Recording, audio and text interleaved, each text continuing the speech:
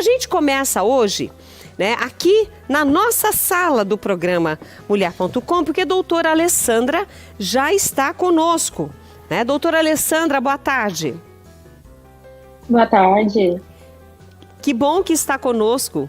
Que pena, na verdade, que pena que não está aqui ao vivo como sempre.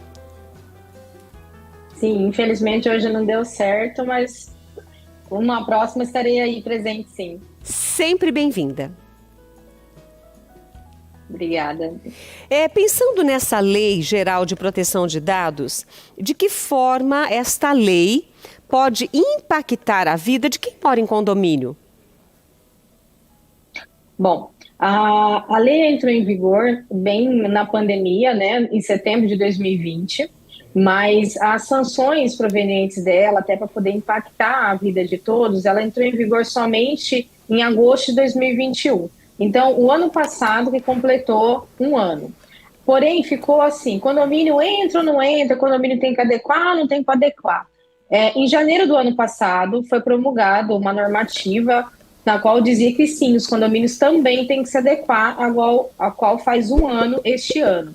E o que acontece? Os condomínios que não se adequam, eles podem trazer problemas, tanto da ordem administrativa, quanto internamente, quando eu falo administrativa, até pela agência reguladora, que é a ANPD, que é a Agência Nacional de Proteção de Dados, podendo trazer sanções administrativas, como multas, ou até outras questões também que está previsto na própria Lei de Proteção de Dados, como também questões de ordem de danos morais ou até criminais dentro do condomínio, que aí já vai para a esfera judicial.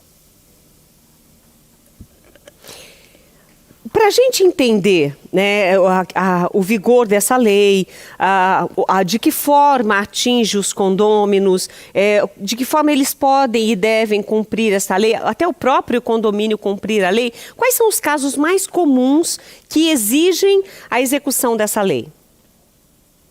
Bom, a aplicação dessa lei, perdão. Claro. Dentro dos condomínios, nós temos a questão, assim, primeiramente a portaria. Na portaria é o primeiro local que tem a questão dos dados.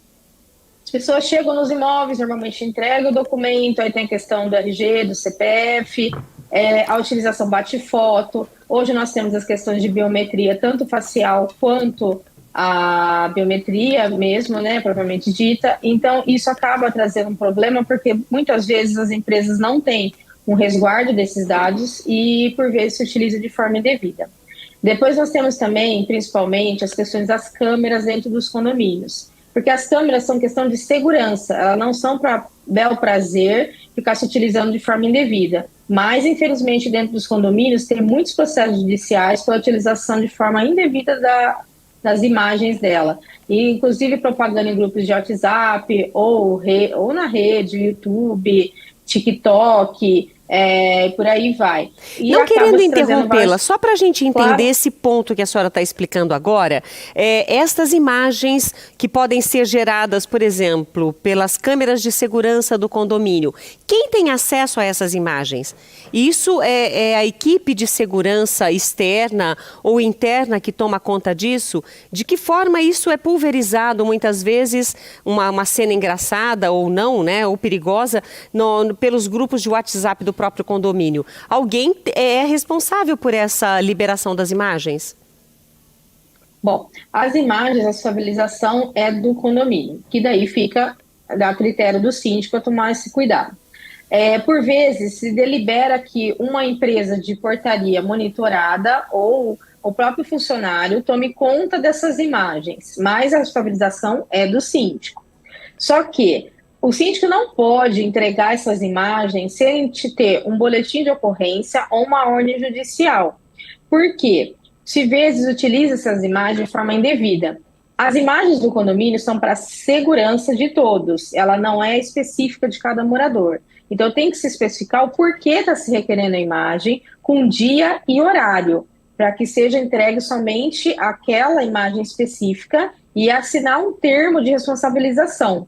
Porque, por exemplo, nós temos ações judiciais de pessoas que pegam essas imagens e viu, por exemplo, uma outra pessoa passando sem blusa na garagem naquele momento que ela requereu a imagem para ver o carro dela.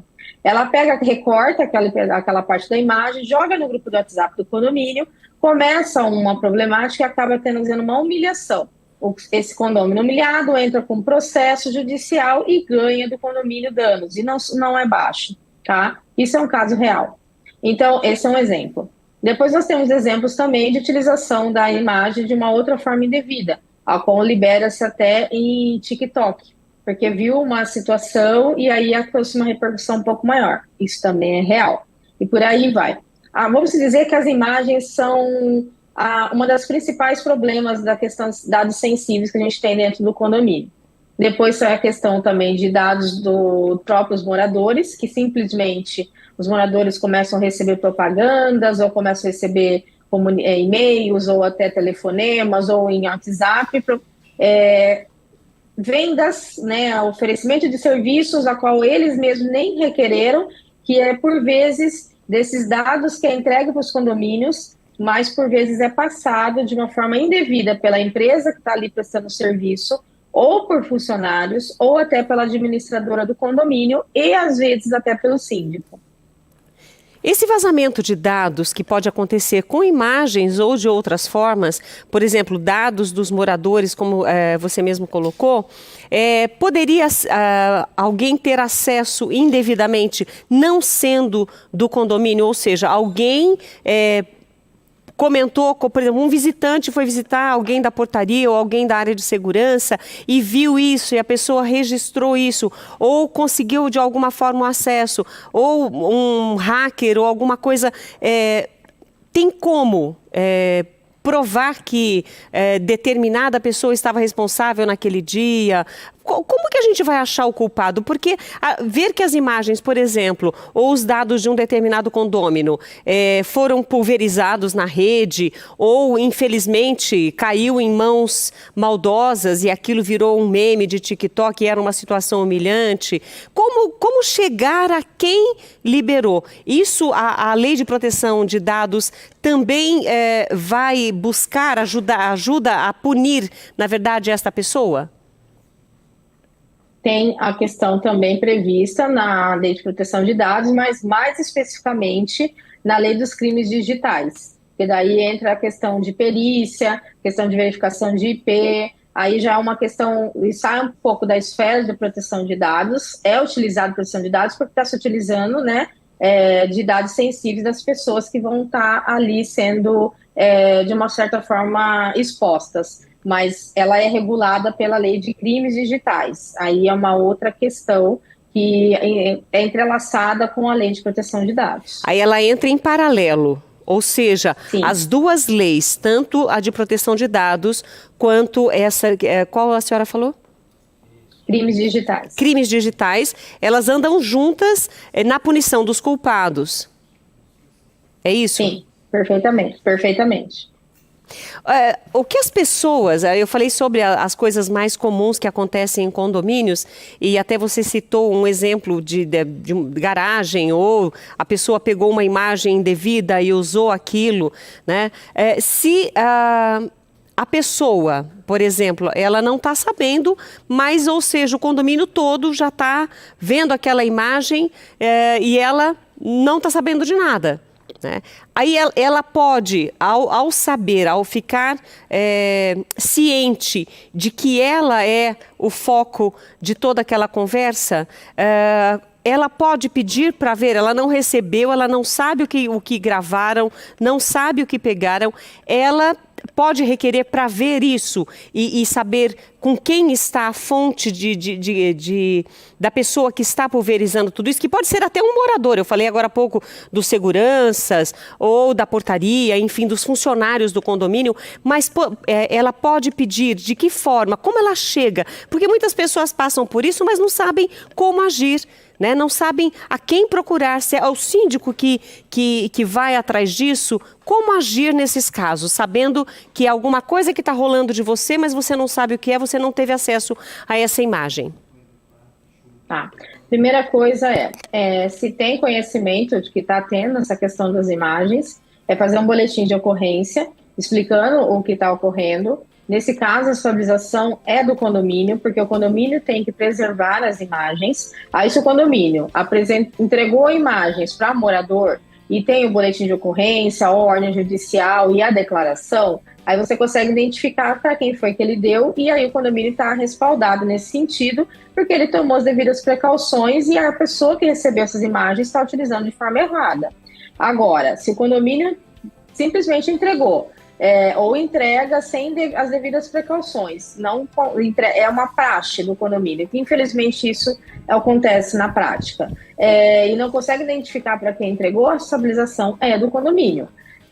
Se for um funcionário, normalmente dá para se verificar também, porque normalmente essas empresas que têm essa questão de gravação tem o usuário, e pelo usuário você consegue saber quem foi que mexeu naquele momento, e aí dessa forma também você consegue identificar. Se foi funcionário do condomínio, a responsabilização é do condomínio. É claro que depois ele pode tomar as devidas precauções com o funcionário, mas em primeiro momento acaba sendo do condomínio.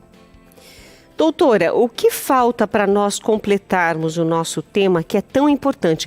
Porque eu imagino que hoje, em todo o Brasil, tem pessoas que moram em condomínio, estão nos ouvindo, né, estão nos assistindo e aprendendo um pouco mais sobre essa lei de proteção de dados. Mas lei de proteção de dados, é bom que a pessoa também saiba como se proteger, né?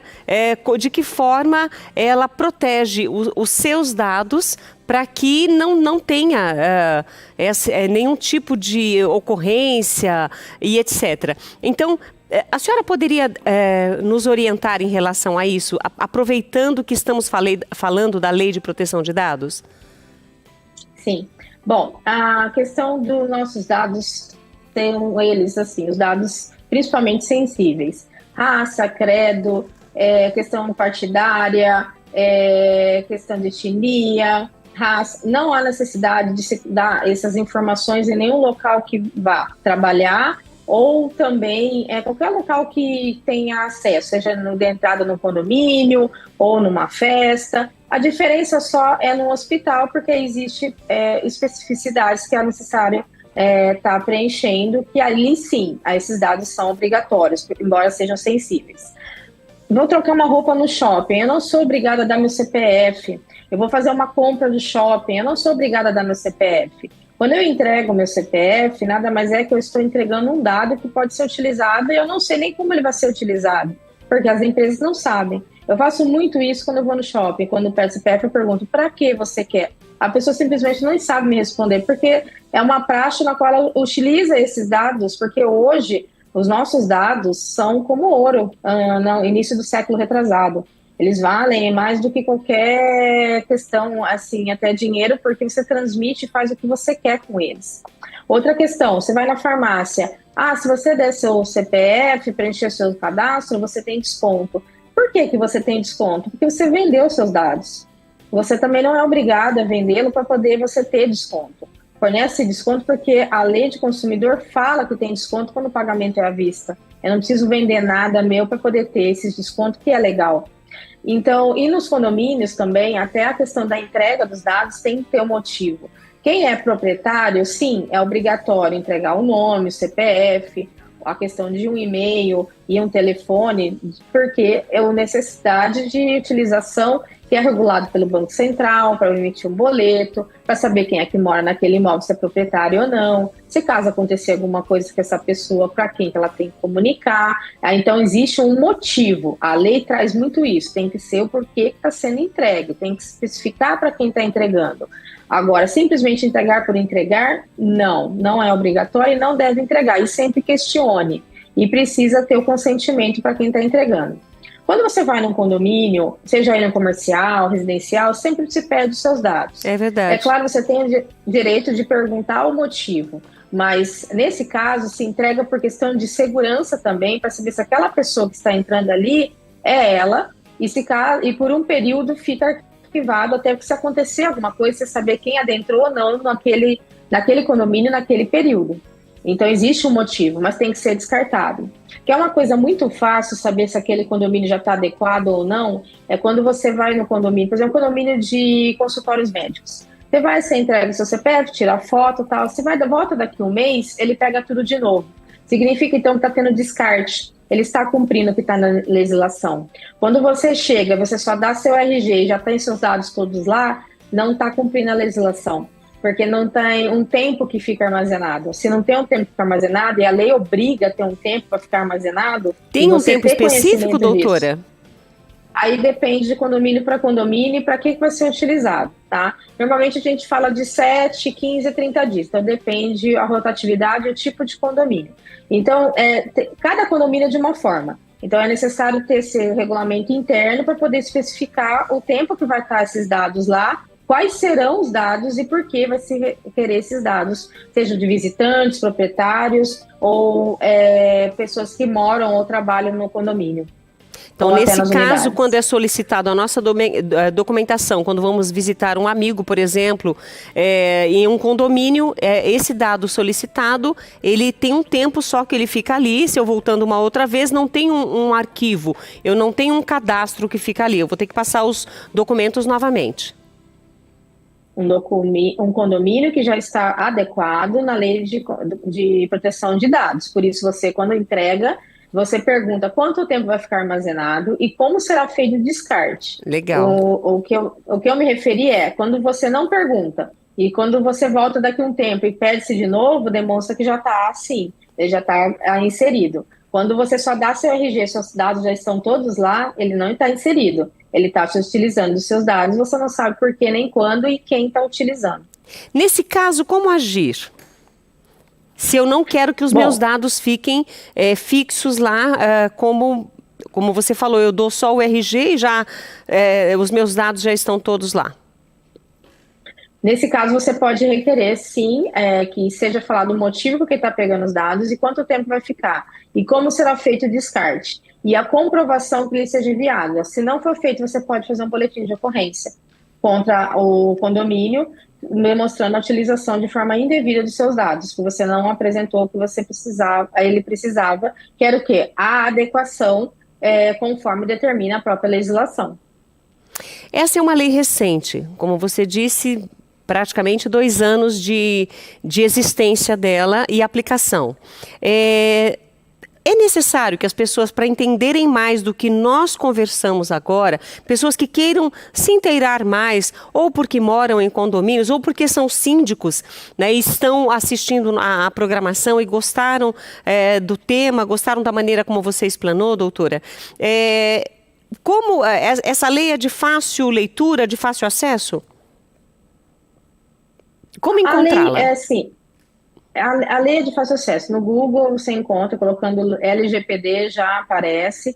A questão é que tem algumas, como qualquer lei, né, no nosso país, tem que entender algumas questõezinhas que às vezes estão lá, que ela é atrelada a outra lei ou a outra legislação. Por isso o ideal é procurar um advogado condominialista específico de condomínios, que já esteja também inserido, conhecendo a lei, que também não são todos, poder estar adequando o condomínio e orientando o síndico. Já as pessoas físicas, existem vários vídeos no YouTube explicando também o que são dados sensíveis, quem é responsável pelos dados, quem foi responsável pelo banco de dados dos dados sensíveis, quem que é o controlador desses dados, quem que pode estar utilizando esses dados e quais são as responsabilidades. Os condomínios também é importante fazer contratos, né, colocando a cláusula de proteção de dados, ou para os contratos já existentes fazerem aditivos contratuais, até por questão de responsabilização, porque a lei traz essa questão também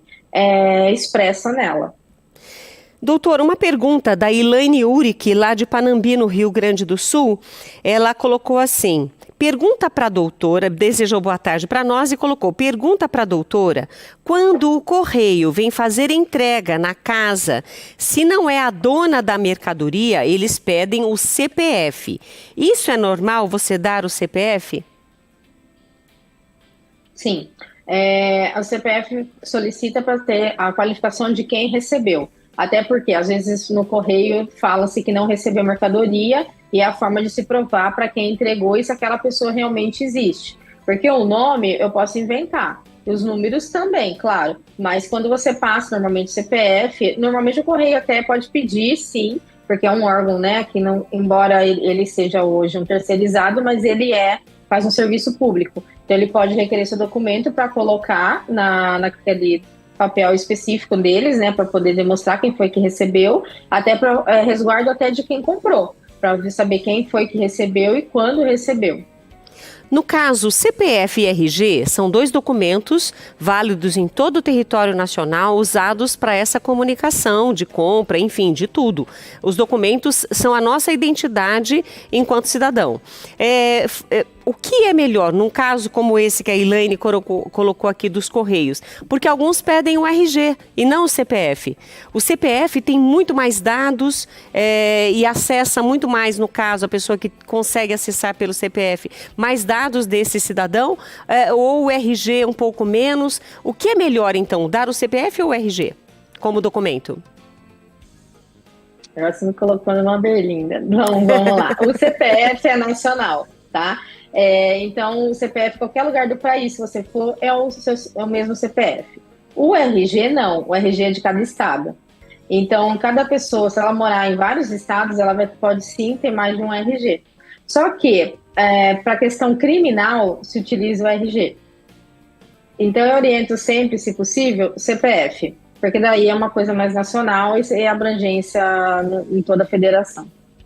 Perfeito. Doutora, quero agradecer sua participação comigo hoje. Deixamos de falar algo importante que a senhora queira acrescentar? Aí a gente vai ficar muito mais tempo aqui. É bom que a gente faz um outro programa e vai poder recebê-la aqui novamente. Com todo prazer, à disposição. Olha, muito obrigada mais uma vez por estar conosco, nos orientar, esclarecer e dar estas dicas, porque muitas pessoas são avessas às coisas da internet, esses dados que ficam disponíveis e a pessoa nem sabe do que se trata, né? Muitas vezes vem links suspeitos, dizendo que vai ganhar uma promoção e aí pede o cadastro todo e muitas pessoas preenchem esses dados todos achando que está falando com a empresa correta, né? Que vai ganhar um prêmio, que vai ganhar um presente e no fim não ganha nada e ganha só dor de cabeça. Então que a gente entenda que o que falamos aqui hoje é para proteger os nossos dados, sejam eles quais forem, é muito importante porque está protegendo a pessoa, a família e tudo que ela tem em seus bens. Então, muito obrigada por estar conosco. Só dando um toque, empresa de telefonia, questões assim que ligam pedindo dados, nunca forneça, jamais. Nunca forneça. Porque a gente tem vários problemas de fraudes, inclusive para aposentados, referente a isso. Olha, isso é um assunto para um outro programa, hein, doutora? Muito obrigada por estar conosco. A gente já vai agendar com a senhora um outro momento para a gente esclarecer um pouco mais. Obrigada por sua participação. Um grande abraço. Tchau, tchau. Conversamos aqui com a doutora Alessandra Bravo. Ela é advogada, especialista em gestão e direito condominial. Então, se você tiver dúvidas, nós disponibilizamos aí o contato. Você pode entrar em contato com ela.